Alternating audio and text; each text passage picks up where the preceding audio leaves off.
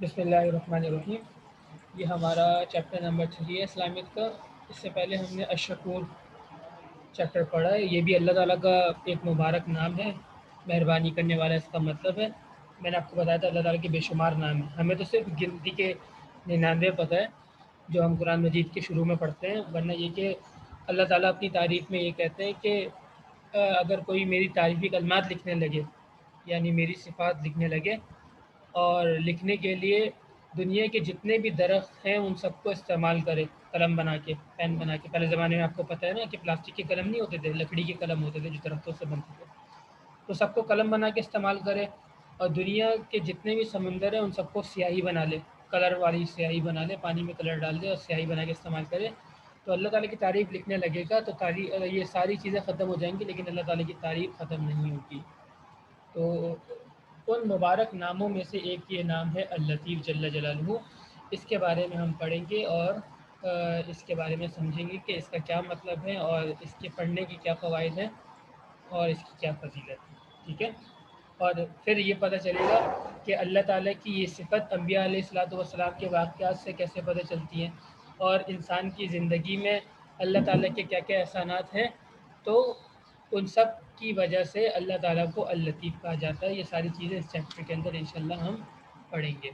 جی، تو اب آپ لوگ ریڈنگ کریں گے اور ساتھ ساتھ پڑھتے جائیں، اور میں سن رہا ہوں اور میں ساتھ ساتھ وضاحت کرتا جاؤں گا۔ چلیں، احسن ریحان پڑھی بیٹا۔ بسم اللہ الرحمن الرحیم۔ اللطیف عربی لغت کے اعتبار سے دو معنی میں استعمال کیا جاتا ہے۔ ایک معنی مہربان، دوسرے معنی وہ ذات جو حواس کے ذریعے محسوس و معلوم نہیں کی جا سکتی۔ دیکھیں اللہ ایک چیز، تعالی اچھا ایک پیراگراف جب ختم کیا کریں نا، جب نئی لائن شروع ہو تو وہاں پہ رکا کریں، پھر میں بولوں گا تو آگے پڑھا کریں تاکہ اس کے ساتھ ساتھ وضاحت ہو جائے۔ لیکن عربی لغت، عربی گرامر، جیسے انگلش کی گرامر ہے اس طرح عربی کی بھی گرامر ہوتی ہے، تو عربی کی جو گرامر ہے اس کے اعتبار سے اللطیف جو لفظ ہے یہ دو طرح کے معنی میں استعمال ہوتا ہے۔ ایک تو یہ کہ اس کے معنی ہے مہربان۔ مہربان مطلب مہربان یہی ہے کہ اللہ تعالیٰ ہم پر مہربانی کرتے ہیں، ہمیں کھانے کے لیے دیتے ہیں اور ہمیں جو ہے وہ زندگی گزارنے کی تمام سہولیات اللہ تعالیٰ نے دی ہے، تو اس وجہ سے اللہ تعالیٰ مہربان ہے۔ تو اللطیف کا ایک مطلب ہوتا ہے مہربان، اور دوسرا اس کا مطلب یہ ہے اللطیف، لطیف کہتے ہیں نا یہ لطیف سی چیز ہے، باریک سی چیز، وہ چیز جو عام آنکھوں سے نظر نہ آئے اور حواس سے نظر نہ آئے۔ تو اللہ تعالیٰ جو ہے وہ ہمیں آنکھوں سے نظر نہیں آتا اور کانوں سے اس کی آواز سنائی نہیں دیتی ہے، کہ اس کے باوجود اللہ تعالیٰ کا وجود ہے۔ تو اللطیف کے دو معنی ہو گئے، ایک مہربانی کرنے والا اور دوسرا اللطیف وہ ذات جو آنکھوں سے نظر نہیں آتی، ٹھیک ہے؟ چلیے آگے پڑھیے۔ اللہ تعالی اللطیف ہے، اس کی مہربانی کا مظہر پانی کی نعمت ہے، جس برتن میں مظہر، چاہو ڈالو۔ مظہر کہنے کا مطلب یہ ہے کہ مہربانی نظر آ رہی ہے وہ پانی کی نعمت میں۔ جی، مظہر پانی کی نعمت ہے، جس برتن میں چاہو ڈالو، پی لو، بہا دو، بھاپ بنا کر اڑا دو، مگر یہ پانی اتنا طاقتور ہے کہ ساری مخلوق کو سیراب کرتا ہے، ان کے دل و دماغ تازہ رکھتا ہے۔ آپ پڑھیں۔ درختوں اور کھیتوں کو سیراب کرتا ہے، درختوں، پھلوں، میووں، انسانوں اور جانوروں کی رگ رگ میں جاری و ساری ہے، ہر جگہ گھس جاتا ہے۔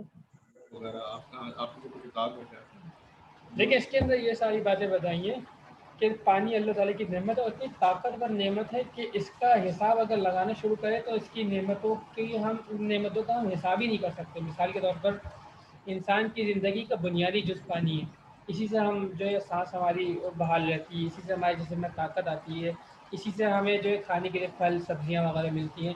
ایک سے دنیا سے اگر پانی ختم ہو جائے تو صرف 2-4 دن کے اندر ہی تمام کی تمام مخلوق جو ہے وہ مر جائیں گی، تمام کے تمام پودے جو ہیں وہ سوکھ جائیں گے، اور یہ دنیا جو ہے بالکل جو ہے وہ جیسے مارس نہیں ہوتا، مارس کے اندر کیا ہے، کوئی بھی ہریالی نہیں، ایک صرف مٹی نما ایک پلانٹ نظر آتا ہے، تو یہ دنیا بھی بالکل ویسی بن جائے گی اگر اللہ تعالیٰ اس دنیا سے پانی کو ہٹا دے۔ تو یہ اللہ تعالیٰ کی ایک زبردست نعمت ہے پانی۔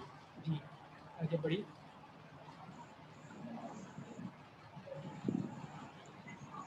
اللطیف جل جلالہ وہ ذات ہے جو کہ اپنے بندوں کے ساتھ اچھا برتاؤ کرے، یعنی اللہ وہ ذات ہے جو اپنے بندوں کے ساتھ ایسی مہربانیاں کرتا ہے جس کو بندہ نہیں جانتا، اور اس کی مصلحت کے کاموں کے لیے ایسے ایسے اسباب ایسی ایسی جگہوں سے مہیا کرتا ہے کہ جس کا بندہ گمان بھی نہیں کر سکتا۔ جی آگے پڑھیے۔ جیسا کہ اللہ تعالیٰ کا ارشاد ہے، اللہ لطیف بعبادہ یرزق من یشاء وہو القوی العزیز۔ ترجمہ: اللہ اپنے بندوں پر بہت مہربان ہے، وہ جس کو چاہتا ہے رزق دیتا ہے، اور وہی ہے جو قوت کا بھی مالک ہے، اقتدار کا بھی مالک ہے۔ اللہ تعالیٰ اپنے سب بندوں پر مہربان ہے، یہاں تک کہ کافر و فاجر پر بھی دنیا میں اس کی نعمتیں برستی ہیں۔ حق تعالیٰ کی عنایات اور لطف و کرم اپنے بندوں پر بے شمار انواع و اقسام کے ہیں۔ ہاں، انواع و اقسام مطلب ڈفرینٹ ٹائپس کی ہیں، بہت زیادہ الگ الگ طرح کی ہیں۔ ایک اہم اور کام کی بات یہ بتائی کہ دیکھیں اللہ تعالیٰ اتنے احسان کرنے والے ہیں کہ یہ نہیں کہ صرف مسلمانوں کو نعمتیں دے رہے ہیں، بلکہ وہ لوگ جو نافرمان ہیں، کافر ہیں، اللہ تعالیٰ کے دشمن ہیں، لیکن اس کے باوجود اللہ تعالیٰ ان کو کھانا دیتا ہے، ان کو بھی پانی دے رہا ہے۔ ایسا تھوڑی ہے کہ کوئی کافر ہے یا کوئی جیسے اسرائیل ہے مسلمانوں کا دشمن ہے، یہودی ہے، تو اب ایسا نہیں کہ اللہ تعالیٰ نے ان کا پانی بند کر دیا اور ان کو جو ہے کھانے کے لیے کچھ نہیں دے رہے، بلکہ اللہ تعالیٰ ان کو بھی دے رہے ہیں۔ تو جب اللہ تعالیٰ اپنے دشمنوں کو دے رہے ہیں اور اپنے جو ان لوگوں کو دے رہے ہیں جو ظلم کر رہے ہیں لوگوں پر، تو مسلمانوں کو تو بطریقہ اولا دیں گے۔ تو کہنے کا مطلب یہ ہے کہ اللہ تعالیٰ اتنے لطیف ہے کہ سب کو دیتے ہیں اللہ تعالیٰ۔ جی آگے پڑھی۔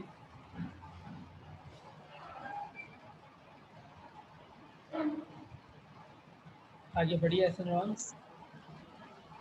اللہ تعالیٰ ہمارے حاجت اور ضرورت کو مہربانی اور نرمی سے پوری فرماتا ہے، اور ہمیں ہماری مطلوبہ ضرورت آسانی اور عزت کے ساتھ پہنچاتا ہے۔ ہاں اسی طرح اللطیف جل جلالہ وہ ذات ہے جس سے کوئی چیز مخفی نہیں ہے، اگرچہ وہ چیز بہت چھوٹی، باریک اور حقیر ہو، یعنی وہ ہر طرح کی باریکیوں کو جاننے والا ہے، بندوں کے باریک امور سے خوب باخبر ہے۔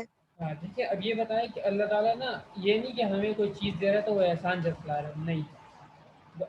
بسا اوقات ہمیں کوئی کسی چیز کی ضرورت ہوتی ہے لیکن ہم اللہ تعالیٰ سے مانگتے بھی نہیں ہیں، اللہ تعالیٰ ہماری ضرورت کو سمجھتے ہوئے فوراً سے ہمیں وہ چیز دے دیتا ہے، پھر بندہ حیران ہو جاتا ہے یار یہ چیز تو مجھے اس کی بہت ضرورت تھی لیکن دیکھو اللہ تعالیٰ نے کیسے مجھے دے دی۔ تو اللہ تعالیٰ اتنا باریکیوں کو جاننے والا ہے کہ ہماری ہر ضرورت کو پورا کرنے والا ہے۔ جی آگے پڑھیے۔ اللہ تعالیٰ اسباب کا محتاج نہیں۔ جب وہ ذات کسی کام کا ارادہ فرما لے، کسی کو کچھ عطا کرنے کا ارادہ فرما لے، تو اسے اسباب و وسائل مہیا فرما دیتا ہے، اور وہ چیز آسانی سے اس شخص کے پاس پہنچ جاتی ہے، چاہے مخلوق ساری کی ساری مل کر وہ چیز اس کو پہنچانے میں مانع بن جائے، چاہے اس چیز کا حاصل ہونا کتنا ہی مشکل معلوم ہوتا ہو، لیکن جب اس اللطیف جل جلالہ نے ارادہ فرما لیا تو ساری مشکلات دور۔ ہاں دیکھیں، یہ اتنی اچھی بات بتائی اس کے اندر کہ اللہ تعالیٰ اسباب سے پاک ہے، یعنی اللہ تعالیٰ کو کوئی کام کرنے کے لیے اسباب کی ضرورت نہیں ہے، بغیر اسباب کے بھی کر دیتا ہے۔ جیسے انبیاء علیہ السلام کے معجزات دیکھ لیں کہ نبی کریم صلی اللہ علیہ وسلم نے چاند کو 2 ٹکڑے کر دیے۔ اب 2 ٹکڑے کرنے کے لیے تو ہونا ہی چاہیے، تو کوئی بم مارنا چاہیے تھا اور وہاں پہ لوگ جاتے اس کو توڑتے الگ الگ کرتے۔ اللہ تعالیٰ نے اس طرح کی کوئی اسباب ہی نہیں بنائے، بس آپ صلی اللہ علیہ وسلم نے انگلی سے اشارہ کیا، چاند 2 ٹکڑے ہو گئے۔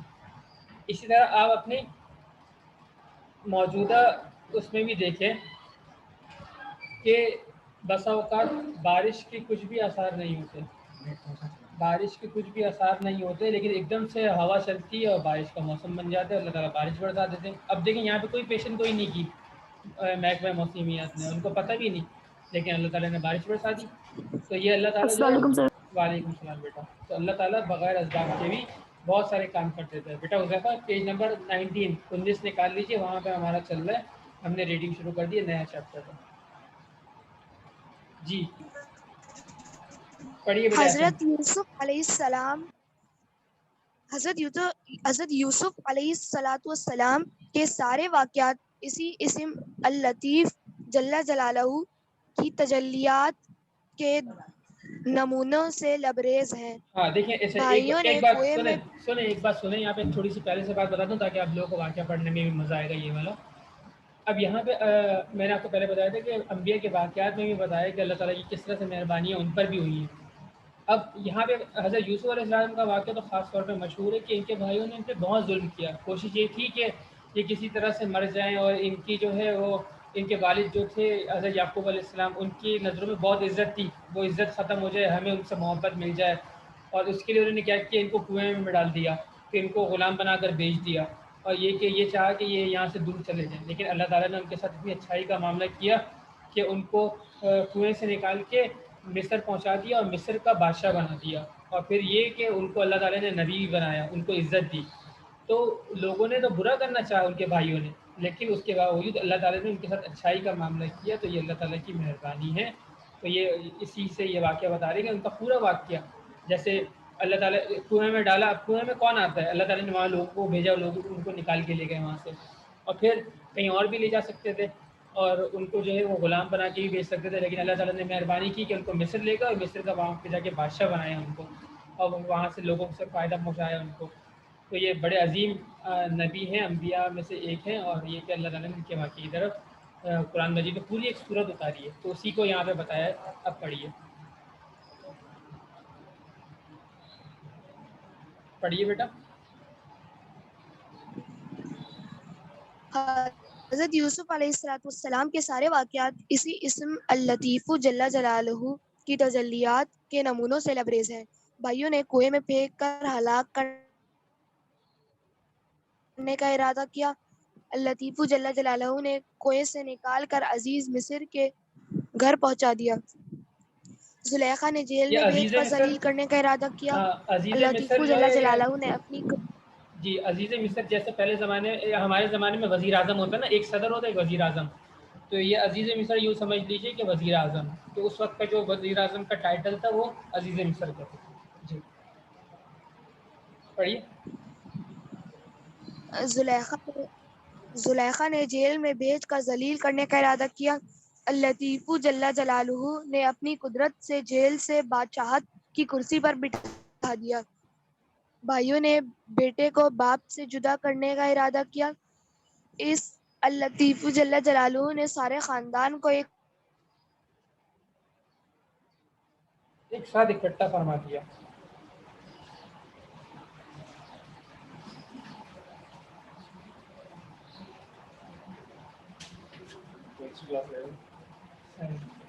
آواز نہیں آ رہی بیٹا احسن ریان.